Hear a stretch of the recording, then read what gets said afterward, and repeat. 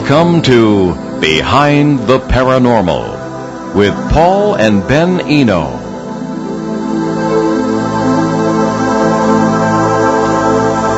You can talk to your pet all you want, but can your pet talk back?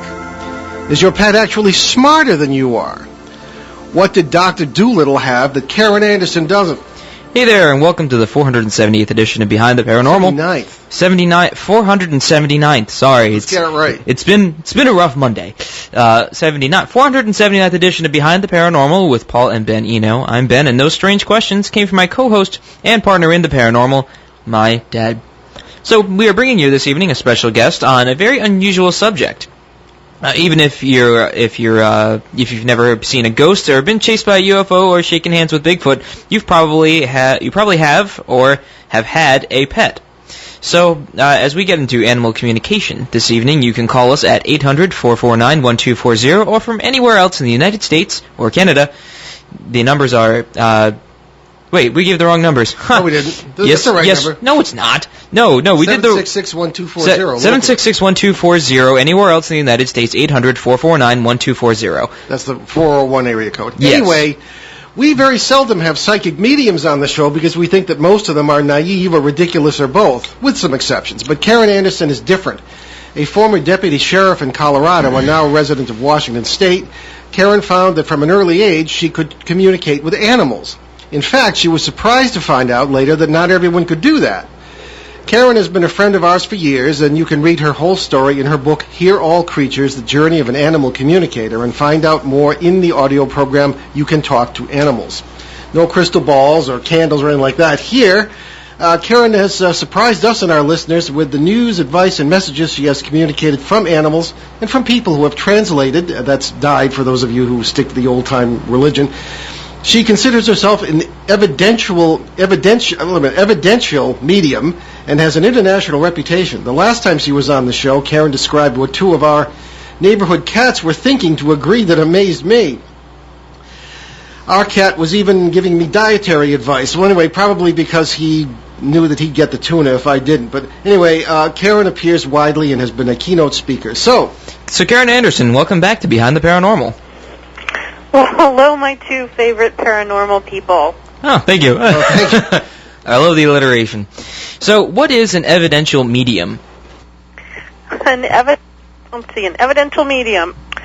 My definition is I do my very best to give as much evidence, facts, and validation so that you know that the information I'm getting is really real and I didn't just Google your name. Okay. Sorry, I'm just putting on my headset here. Okay, that's well, can you give us examples of the kinds of evidence you look for? I would love to. I will give you an example from a session that I just had right before I coming onto your show today. I had a first-time client contact me so that she could communicate with her deceased cat who had just transitioned, meaning passed away. And that kitty came through with her mom, her friend, her ex-husband, and you're talking about the subject, not the cat. What's that? You're talking about the woman's relatives, not the cat's relative. I'm not being facetious. Correct. Being an editor, I can't help but notice modifiers. But go ahead, Karen. Stop it, Paul. No, the humans, the deceased departed humans were coming through. So during the session and talking to the cat, whose name was Callie, and she was a beautiful calico, of course, she shared with me specific details about her illness and the issues she was having, pointing to her stomach and telling me she had a lot of upset in the abdomen. And her mom then confirmed that she did. She was having a lot of troubles with her digestion.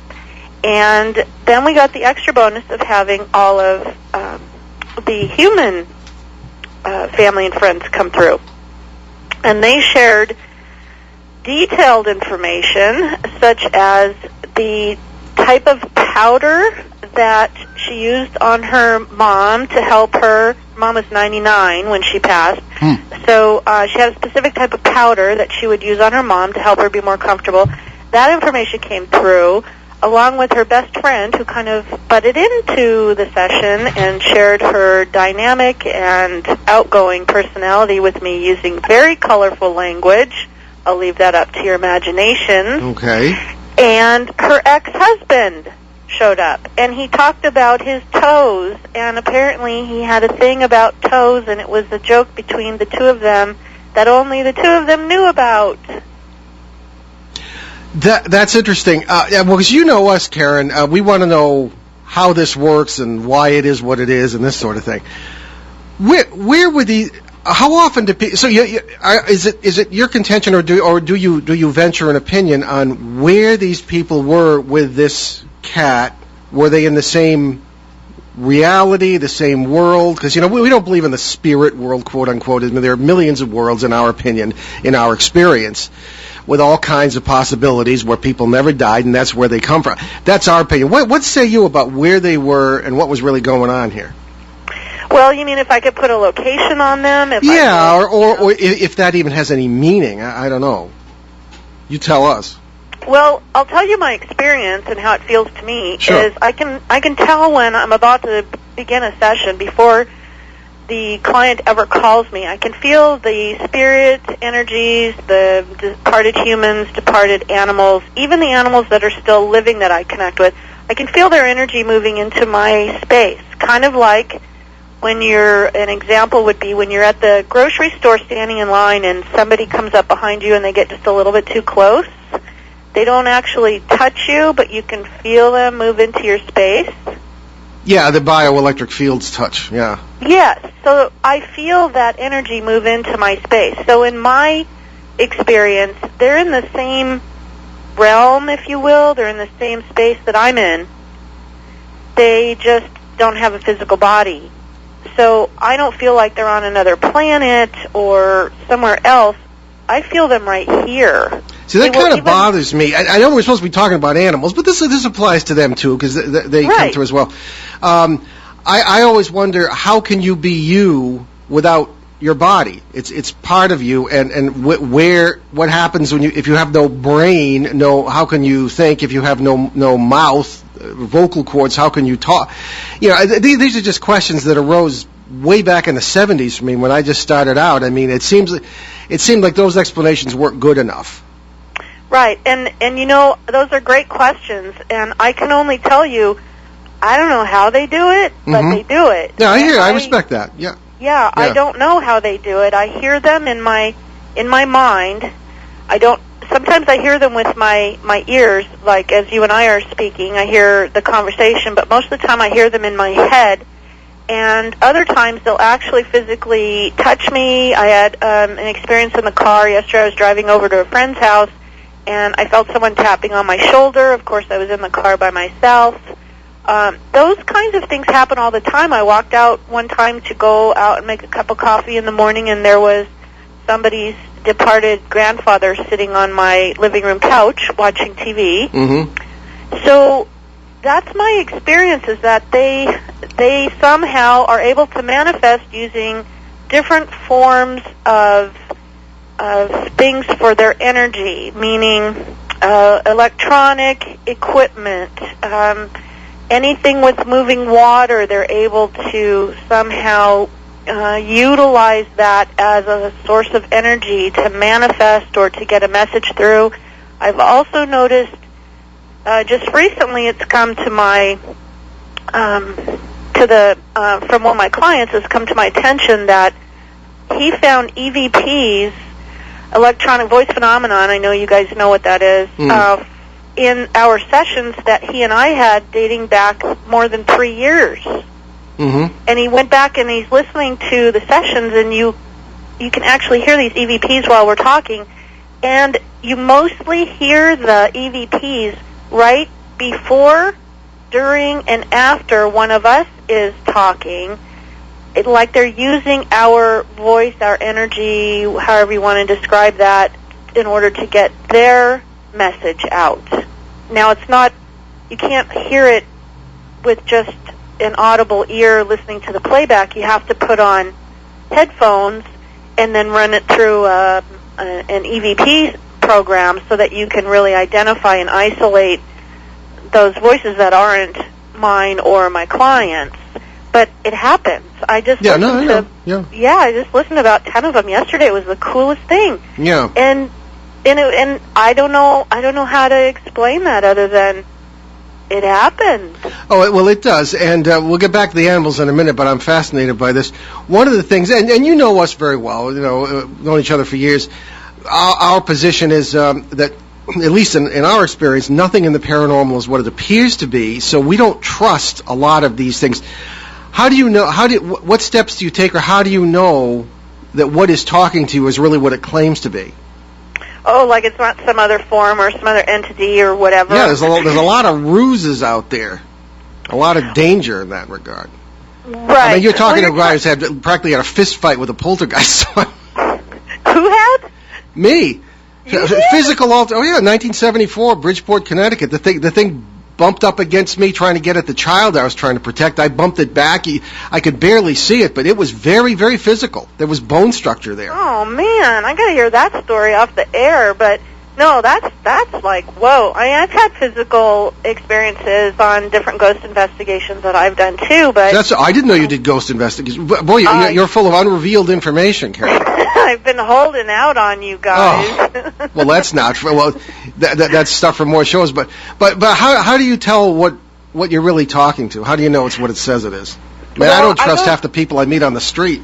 Right. Well, that's true. But remember, first and foremost, you're talking to a former police officer here. That's true. Yeah. So I have my own awareness, and I'll call it my levels of protection that I have up, not only energetically, but also I'm very suspicious of everybody and everything. So I am like you. I double, triple, quadruple check to make sure that this is who I'm connecting with by getting those very personal types of items and information that come through, along with a description of what I'm seeing.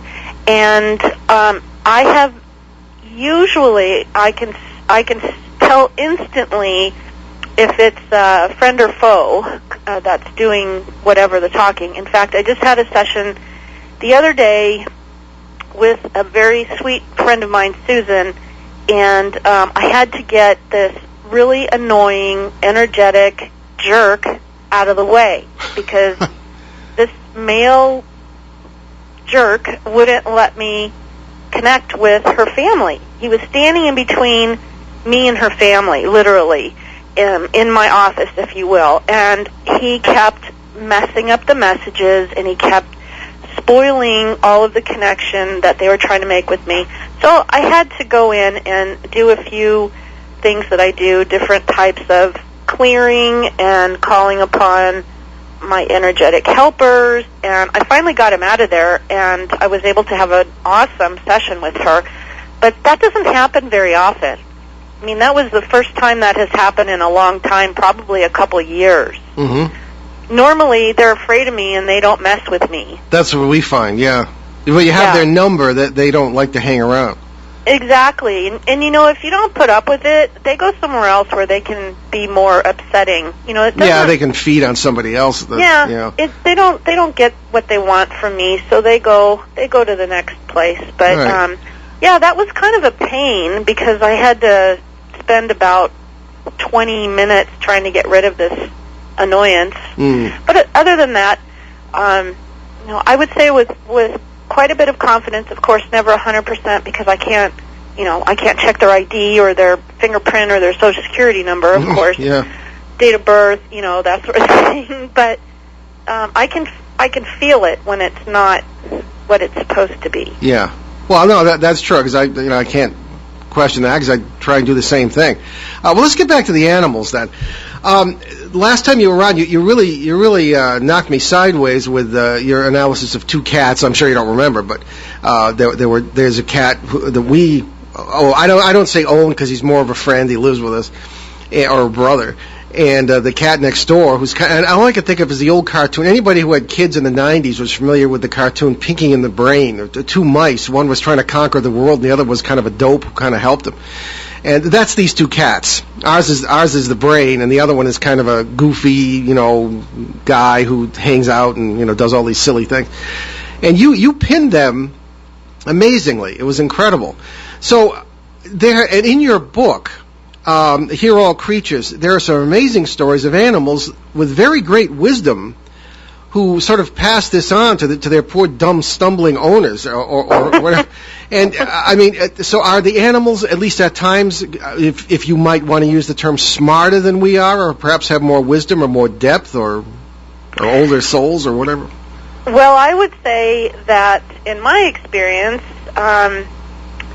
they are absolutely far more intelligent than we give them credit for. It's just whether or not they utilize it, just like us. I mean, we could have all the smarts and brains and intelligence in the world, but if we don't use it or apply it, it's not really doing anything. It's just kind of sitting there. So I think, personally, that if the animal is with a human who supports that, develops that, feeds that, nurtures that, you're going to have the perfect scenario for that animal to grow even more and become even more tuned in, or, I don't even want to say human-like, because in some cases the animals are much brighter than some of the humans I've come across, especially in law enforcement. But, it really is different for each animal. There's no set breed, there's no species, there's no type of animal that's smarter than the other. And I will go right into, that whales and dolphin and, let's see what else is supposed to be. Well, we have the apes, the gorillas that communicate with hand signals and all of that sort of thing. And I've connected with all of the above.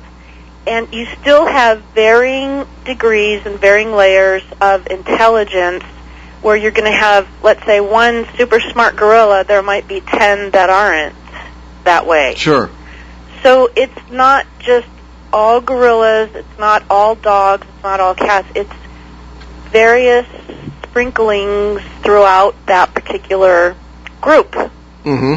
Just like if you took a random sample of 100 people off the streets of Woonsocket, Rhode Island, and did an IQ test with them, or intelligence otherwise test with them, you're going to have a few that stand out and a few that are below par, and then most of them are going to be lumped in the middle. Yeah, you have to say Woonsocket or they'll know you're from the West Coast.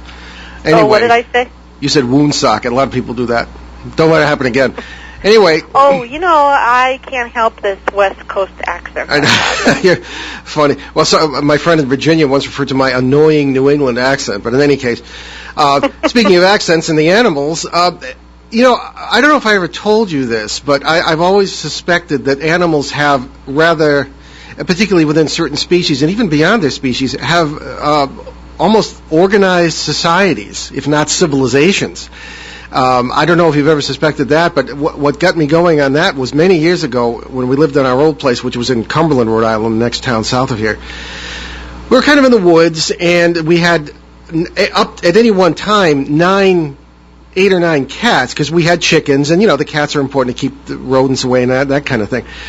But they had a society, and they rather shared it with some of the local wildlife. Now, I fed them out. We had a couple of million square feet of deck space, not that much, but a lot. And I know it's a dumb idea, but I fed them outside. And they had their friends from among the possums and a couple of raccoons the size of buffaloes and a few other animals who'd come along, and they would share the food. When the alpha cat died, who was a female, by the way, I was taking her body to be buried. The cats sat around in a circle as I did so, and then I went to the gravesite. They followed me, sat around in a circle as very, very reverently. The new alpha came up and rubbed against me, which I guess is their ritual. One of those cats sat by that grave every day for a week. They took turns, and then they would go up to her place on the deck where she always used to sit and rather kind of hold court, as if she was still there. And it was just amazing and I began to wonder, if they have a society of some kind, do they not have a spirituality too? What say you? Oh, I definitely think that, and I definitely believe that we can learn a lot from them. They can teach us a lot about, just the whole aspect of of life and keeping it simple and staying in the moment and not dwelling on the past or the future. I really feel that. I feel they can teach us a lot. And what they do, I mean, let's think about it. They've been here a lot longer than we have. Oh, yeah. You know, they have survived over, eons and eons, and they have flourished. And, we kind of have messed things up in the short time that we've been on Earth. Yeah, you might say that. So I really try to look to my guys, my animals, my crew, and not only pay attention to how they handle things, but to stay open and learn from them. Because it's really, when it comes right down to it, we don't need very much. Why we have to accumulate all these things we accumulate, I don't know. Oh, I couldn't agree with you more. And you'll go to school for 12 or 16 years just to get by. Yeah. Not that there's anything wrong with learning. I was actually involved in an experiment where they were testing different animals to see how they could figure out how to solve simple problems and that sort of thing. And it's pretty amazing. Like, you even get down into the insects, which I don't usually communicate with insects because I don't want to.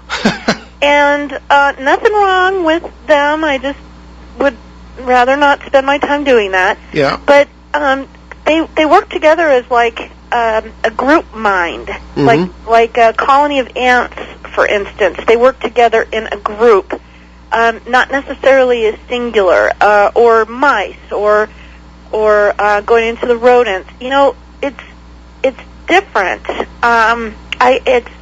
It's something that they pool all of their thoughts together, and then I can connect with them as one group. Mm-hmm.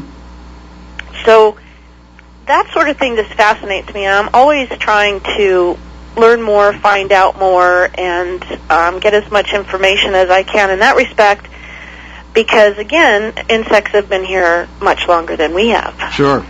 Well, certainly learning more all the time is the best use to which a mind can be put. So certainly, let's move on to some new information you said you had. I don't know what it is, but what have you been up to lately? I remember there was a court case or whatever that you were thinking about last time we talked, but what's going on with you? Well, let's see. I am working on some cold cases with my law enforcement pal. You might know him from Animal Planet's Rescue Inc., Angel Nieves. Okay. And he and I work on cold cases together. Many of them are involving animals that were perhaps the only witness or the last witness to a crime. And we're currently working on one out of New York where a girl was murdered, and the suspect had his dog with him there in Central Park where it happened.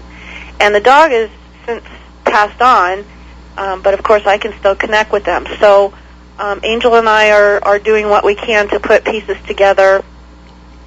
He's retired now from NYPD, but he still has a lot of connections there as well, so that we can get closure for the family. And it's been, I don't know, a decade since she was murdered, maybe even longer. I can't remember exactly when, but it's been a while. So I'm working on those kind of cases, and also, just like I said, just doing some ghost investigations and going through some of the sessions that I've done recently and listening to the EVPs and how you can hear conversations going on in the background. And no, it's not a party line. I mean, they're actually commenting on some of the information that I'm talking about during the sessions, or that my clients are talking about during the sessions. It's just fascinating. They can utilize my phone line, and I'm on an old-fashioned phone with a cord, and they can utilize that to be a part of the session. Well, we often find that electronic stuff is sort of ties in with a lot of the electromagnetic energies that are going on here. But let's go back to this these cases, cold cases. This is really fringe, and that's amazing stuff. Is there any credence being paid to this by the authorities, or is it just for the sake of the well-being of the peace of mind of the family? In this case in New York. Well, it helps that Angel and I are both former law enforcement, because then we don't come across as two flakes. Sure. So, I mean, that definitely helps. And Angel has quite a reputation in the industry, law enforcement on the East Coast.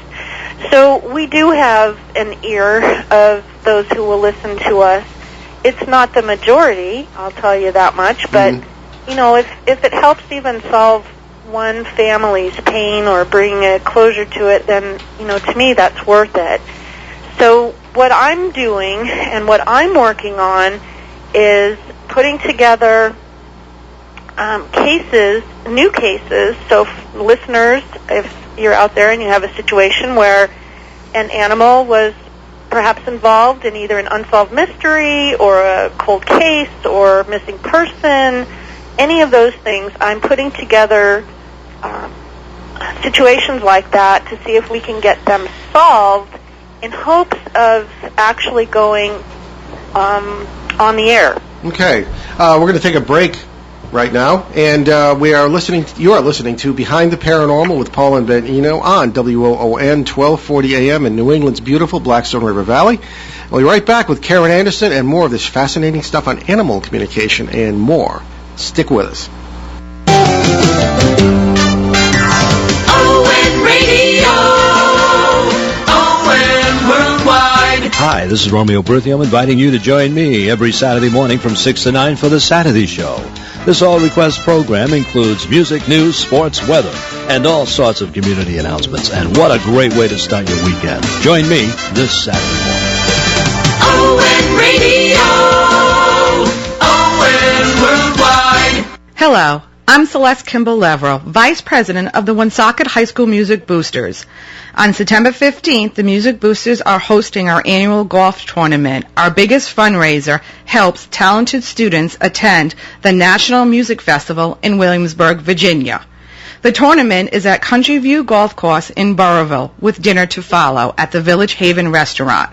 The fees for golf is $100 per person, including cart and dinner. We're also looking for sponsors for our T-shirt and our T-signs. For more information, please contact me at 787-5523. Thank you. You can depend on us for public service, ON Radio. And welcome back to Behind the Paranormal. I just wanted to mention a couple of the charities that Ben and I have adopted. Now, I thought I was going to be late for the show this evening because I was out in Burrillville, town nearby, Burrillville, Rhode Island, with Congressman James Langevin, and the Builders Helping Heroes charity is building a house there in cooperation with Homes for Our Troops, located in Fall River, Massachusetts. And we are, I'm following the whole thing. I'm taking some photographs of it. It's really a great thing that's going on out there. Now, Corporal Kevin Dubois lost both his legs on his second, I believe it was his second tour in Afghanistan, and he's a young man, a young wife. They don't even have any children yet, but this house is being built for him by Homes for Our Troops and Builders Helping Heroes at absolutely no charge, and it's really taking shape. It's really great. So just out there, and I would point that out, Homes for Our Troops and BuildersHelpingHeroes.org, HomesForOurTroops.org too. Also, USACares.org gives a lot of financial aid to our veterans. And Canadian Veterans Advocacy, a lot of Canadian connections around this part of New England, and certainly on my part, personally. And we have our very gallant troops from Canada who have been by our side during the War on Terror, the whole thing. So Canadian Veterans Advocacy, founded by my friend Michael Blaze in Ontario, and they're doing a great job, too, in getting justice and everything that can be done for the veterans legally in Canada. So check out those charities, CanadianVeteransAdvocacy.org, USACares.org. Check them out. Okay, we're back with our fascinating guest, and certainly our old friend Karen Anderson.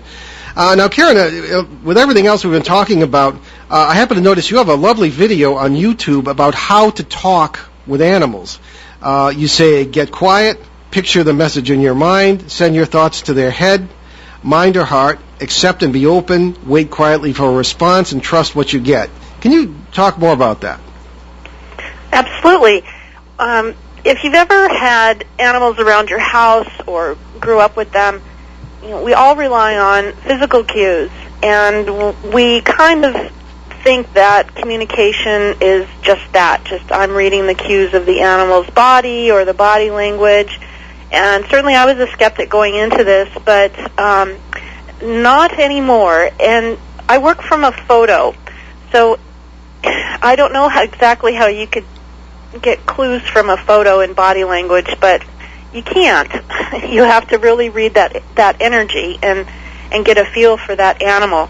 And it really is just a matter of concentrating on the animal and going with your first instincts. And I recommend, and what I teach to my students, is to always start with an animal that you're less familiar with, because we're more likely to discount what we're getting if it's from our own animal, because we think we know them really well, and we already know the answers to most of the questions that you can think of to ask them. So I recommend starting with animals you're less familiar with. And you have to be quiet in your head. And that was, I think, the hardest obstacle for me to get over, because I couldn't get my head to be quiet, and I really had to practice. That's a big thing for a lot of people. Oh, yeah. And, we're brought up in this society where we have to see the news and know what the economy is doing and, everything else that's going on in the world. And let me just take that opportunity to say thank you to our veterans, because I was listening to your last announcement there. Mm-hmm. Thank you to everyone who is serving and has served. Absolutely. But anyway, it's really tough. And I came from a law enforcement background where you had to be running scenarios through your head all the time of, if this happens, I'm going to do this. If that happens, I'm going to do that. And a financial background. I was in the mortgage business for about 18 years. So I had numbers and computers and interest rates and prepayment penalties and amortization. I had all of that stuff floating around my head. So it really took me a long time before I could sharpen my skills and really start to shut down my brain, so to speak, and let the messages come through. The animals communicate with us all the time telepathically, can't talk, by sending those nonverbal messages to us, but our brains are too busy listening to other things, and so we don't always hear them. But when I do have a session with a new client, let's say, it's amazing to me how many of them say, that's what I was thinking, or I had that same thought, or, I knew there was something wrong. I knew it was this, or I knew it was that. We tend to discount the information we get and doubt ourselves. And so that's why I say trust what you get. If you got that, then you got it for a reason. And there doesn't have to be only one right answer. For instance, if I ask an animal what their favorite treat is to eat, for instance, they can say anything from, liver snaps to bacon treats to milk bones or whatever. And truly, there doesn't have to be one right answer. If you asked me what my favorite food was today, I might say mint chocolate chip ice cream, but tomorrow I might say spaghetti, and the next day I might say Mexican food. Those are all correct. There isn't one of them that is more right. It just depends on how I feel that day. And animals are the same way. It just depends on what kind of mood they're in. So quieting down the mind and focusing, for me, were the two toughest things to do, but that's really important if you want to be able to receive a message. I guarantee you right now you're receiving messages when your animals are around, when you're focusing on your animals. You're getting messages. It's just I'm able to show you and have you acknowledge how you receive them, because we all receive them in a different way. You might hear it, you might see it, you might feel it. It just depends on how you receive that information. Okay, I hear you on that, especially having owned horses. But I haven't given our numbers. Ben always reminds me I should give our numbers in case anybody has a relevant pet question for Karen. Locally, 401-766-1240. Nationally or throughout North America, 800-449-1240 before we burn up this hour. And before we do so, Karen, I want to give you a chance before we run out of time to tell us about your website, the book, the video, whatever you'd like to do to find out where people can find out more about you. Well, I have I'm on Facebook, Karen Anderson, Animal communicator and author, I think is what it is. Or they can certainly go to your site on Facebook and they can find me there. Sure. Because I'm on that page. And I do have a video on YouTube. It's called You Can Talk to Animals, and it just walks you through the basic steps of how to connect and how to communicate.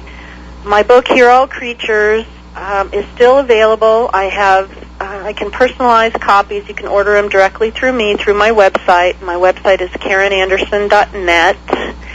And like I said, I'm working on putting together some unsolved mysteries, cold cases, so if anybody is out there and they have something where an animal was perhaps involved or witnessed, I'd love to hear from you.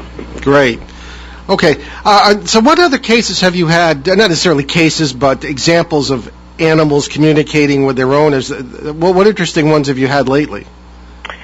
Well, let me see. I had one particular one that stands out, and it was in California, Northern California, there was a horse barn, a thoroughbred barn, that was broken into in the middle of the night, and somebody went in there and beat the horses, some of them to death.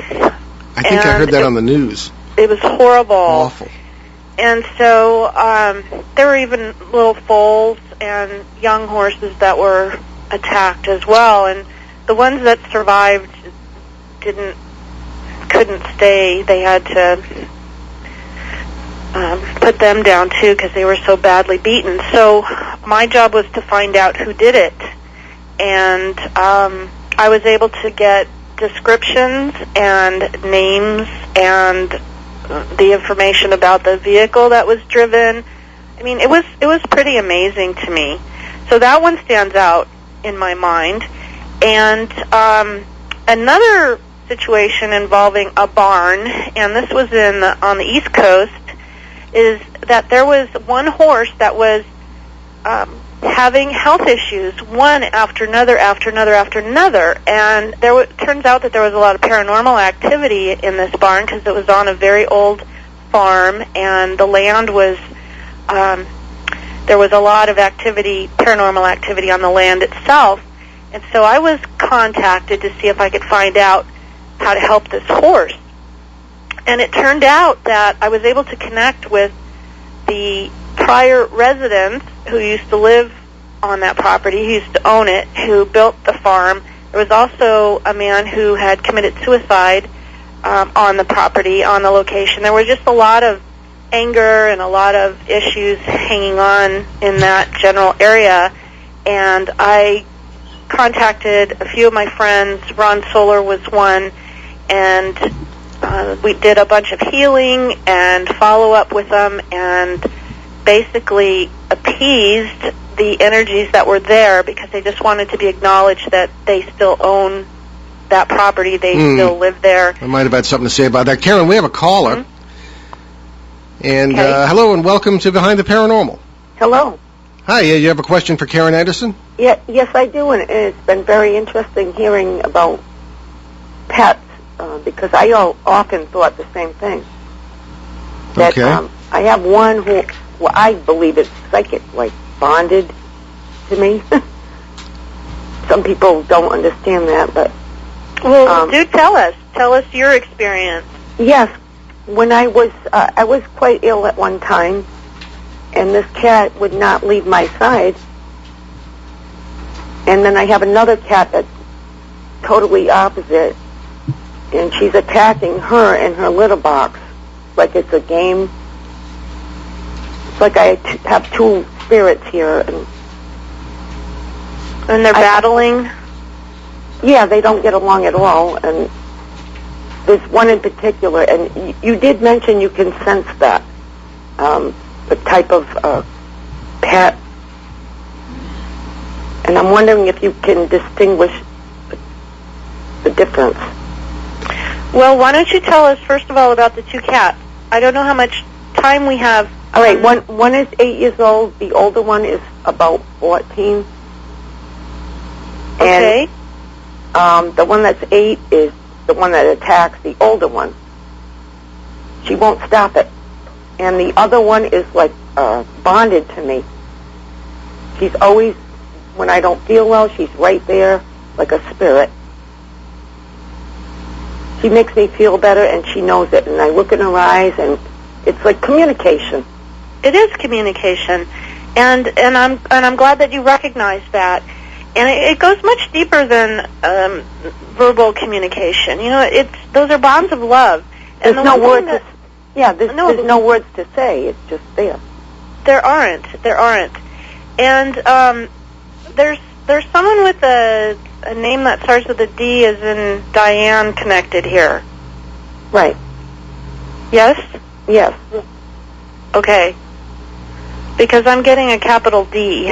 So what I'm feeling here is a very strong jealousy, attention issue right off the bat, along with a secondary issue of entertainment purposes. It's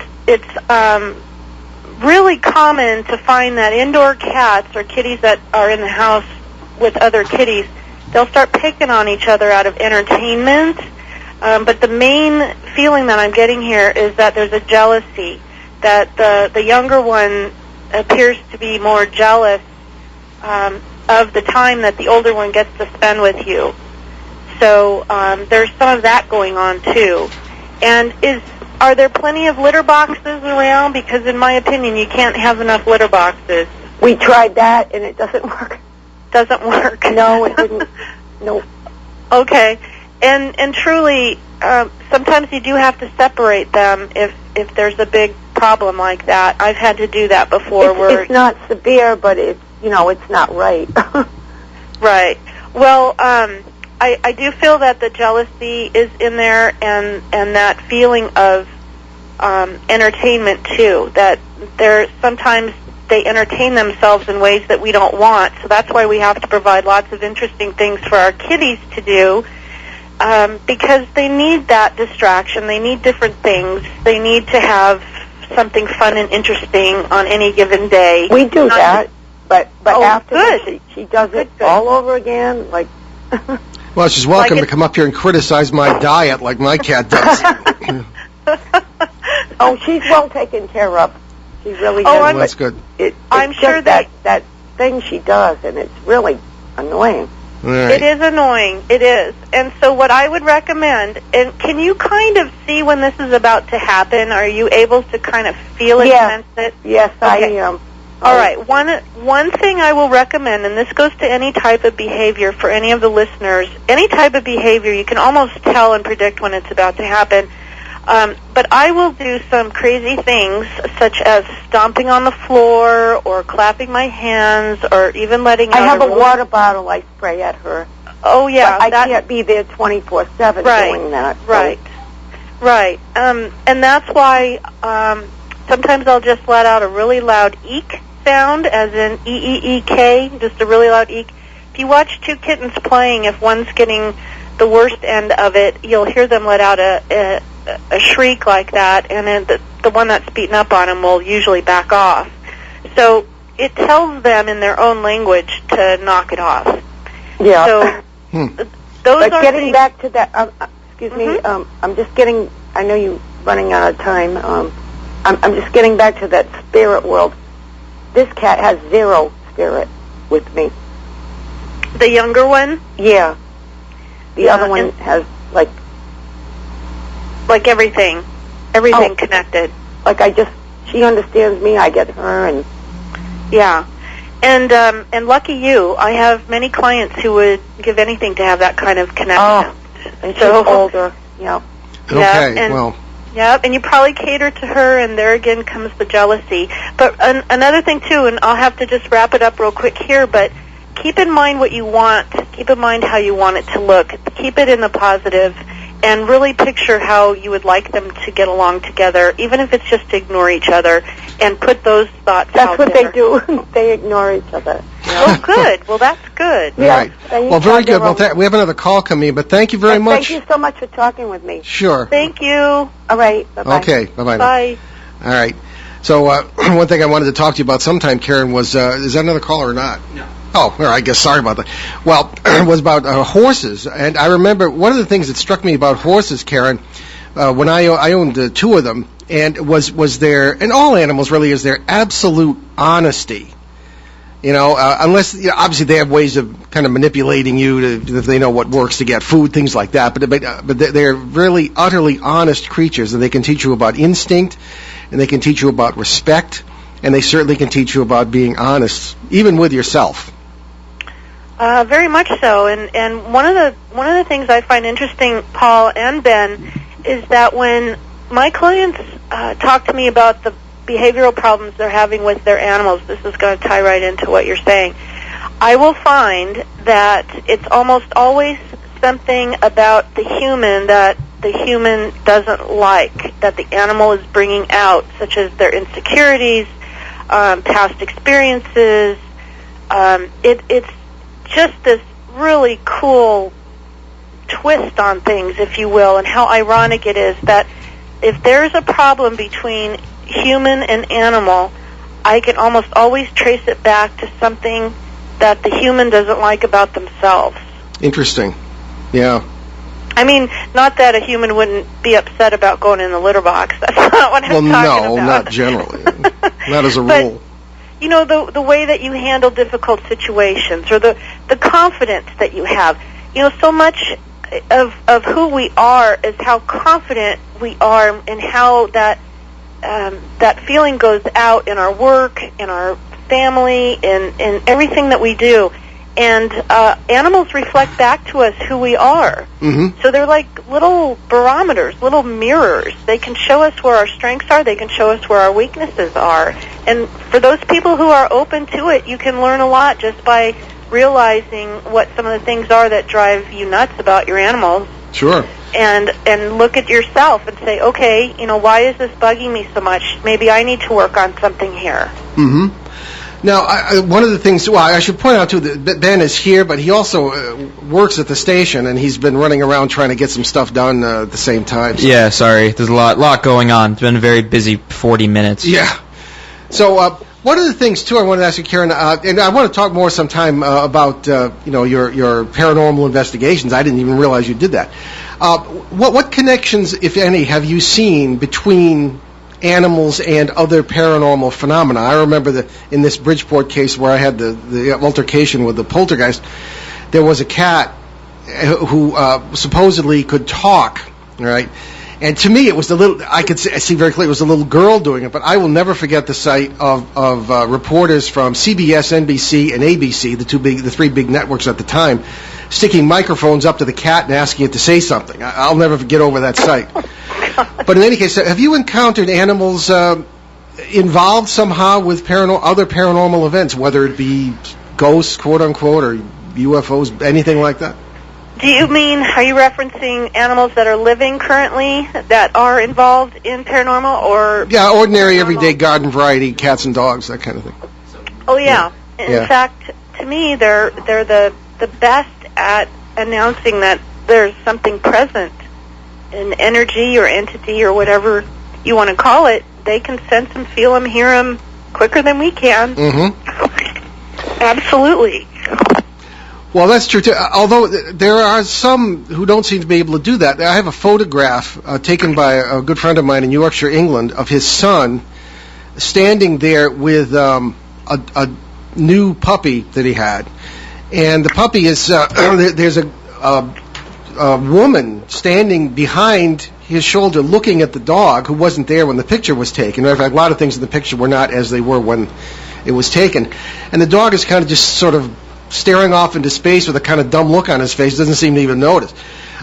This dog had a history of not doing smart things, as I later found out. But it seems that while I have noticed many sensitivities on the parts of animals, particularly horses and dogs, to this stuff, there are some who just seem oblivious. We had a dog, Ben. You remember Wyatt, the dog? I took it. You were too young to even be involved in this, but I took him on a case or two, more than once, and I call him the world's only ghost hunting dog. He's, we don't have him anymore. My wife had asthma, and he moved in with the rescue lady, but he was gangbusters with this. I mean, he wasn't afraid of it. He saved me hours worth of work. He'd run in and point out like the bathroom or wherever something was going on. He'd point it out, And then he didn't like it, but he helped, and he did it. So I'd never seen that before. So it seems like it depends on the animal. Cool. Yeah, it is. It does depend on the animal. Some are just better at it. I've had so many reports of my clients telling me that their animal is staring up in the corner, up in the ceiling, or they're looking at something and there's nothing there. Those are all indications that you're having a visitation from probably a loved one. It's usually a loved one just stopping by to say hello. Well, not my experience, but be that as it may. You're going in different places, Paul. Yeah, maybe. I remember one case, a nasty parasite case right here in Woonsocket, and there was a poor little poodle. This goes back a few years. There was a poor little poodle in this house, and as this case progressed, the poor thing's its hair started to fall out, and it would stare at this corner and bark. And that's how the people really first knew something weird was going on, and then they felt it themselves. And the poor thing finally had a heart attack. It was awful. And I've never seen where one of these negative things will actually kill an animal, though people swear that has happened. I just felt so sorry for this poor thing. And then there was another case in Denmark where there were some puppies, and they kept dying. And there was other stuff going on in the house. And one of our colleagues over there, whose last name also happens to be Eno, although we're not related as far as I know, advised the people to, being aware of various energies, advised the people to move the puppy's bed across the room. They did. Nothing else ever happened to them. And it was whether Tellura current or some sort of stuff that was going on, and all the problems ceased. So you can see where almost like feng shui kind of comes into, an energy flow kind of comes into play here. And paranormal puppies. Paranormal puppies, yeah, they flew when people weren't looking. So what are you working on right now? We only have a few more minutes. 4 minutes. We're going to need 4 minutes. All right, Karen, I'm afraid I'm going to have to end our conversation, as much as I hate to. We're almost out of time. But once again, why don't you give us your website and how people can get in touch with you? Okay, absolutely. The website is KarenAnderson.net. You can also find me on Facebook. I'll be on on your website. They can find me there, or search for Karen Anderson, author, animal communicator. And you can connect with me through the website. That's the best way to get me is through email, because as you can imagine, I'm on the phone all day. And I've got my book, Hear All Creatures, which is available. And I'm working on these cold cases, unsolved mysteries, where animals were a witness, missing persons, or anybody that has anything interesting like that. Get in touch with me through my website. Very good. Very interesting stuff, and we're going to keep in touch with you, especially about those cold cases. Great stuff. Karen, thanks so much. Thanks, guys. Okay. Well, folks, Karen Anderson. We have a lot of announcements tonight. The first one is a rather sad one. Those of you who were listening to our show or listened to the podcast for June 2nd of this year heard a wonderful fellow, Jesse Marcel Jr. His father was the head of intelligence at the Roswell Army Airfield in New Mexico in 1947, when the great, much publicized crash occurred there that a lot of people believe was that of a UFO. And he was the first officer on scene for that, and his son sort of grew up with this, and we were only just getting to know him, a modest man, true gentleman, and he passed away yesterday, or translated, as we say, or transitioned, as Karen said. I like that, too. So Jesse Marcel Jr., so please, prayers and good thoughts for him and his family. Wonderful fellow. He was a doctor, and I wish we had gotten to know him better. Jesse Marcel Jr. Okay. You're not in position to do that. I'll do it. We will have a drawing in early October for 2 free 4-ticket family packs for the first New England UFO Conference in Leominster, Massachusetts on Saturday, October 26th. Ben and I will be up there tomorrow checking out the venue. Among the speakers will be some of the UFO experts who are regulars on our show, Stanton Friedman, Kathleen Marden, Peter Robbins, among others. And Ben and I will be there ourselves to interview them in front of a live audience, and they'll take questions from the audience as well. And all you have to do to enter is send an email to us at paul@behindtheparanormal.com, or drop us a snail mail at Behind the Paranormal, care of Woonsocket, WOON, 1240 AM, 985 Park Ave, Woonsocket, Rhode Island, 02895. Please include your name, address, and phone number, and that your name first and last, not just your first name. There's also a link at BehindTheParanormal.com, and the drawing will take place on the air on Monday, October 7th. Now, our CBS radio edition on Sunday, December 8th will mark our 500th official broadcast, not counting special shows. We would love to hear your suggestions about what we should present that evening for our 500th show. Your favorite guest, an open line show, or some special paranormal topic for us to cover on our own, as we sometimes do, or as Ben suggested last night, a new guest we haven't had on yet. So please drop us a line one way or the other and let us know. Again, that's December 8th. Alrighty. Now let us move on. Okay. Also, Ben and I will be presenting Behind the Paranormal, a cosmic journey at the Harris Public Library right here in Woonsocket, Rhode Island at 7 p.m. on Wednesday, September 25th. There's no charge, no registration, and there will be refreshments. So many thanks to our producer, Ben himself, and next week, September 2nd, will be Labor Day in the U.S. There will be a rebroadcast on both our CBS and WOON shows. And we leave you with a thought from His Holiness the Dalai Lama. Our prime purpose in this life is to help others, and if you can't help them, at least don't hurt them. I'm Paul Eno. And I'm Ben Eno, and thanks for joining us on our great cosmic journey, and we shall see you next time. Return to this radio frequency 167 hours from now for another edition of Behind the Paranormal with Paul and Ben Eno.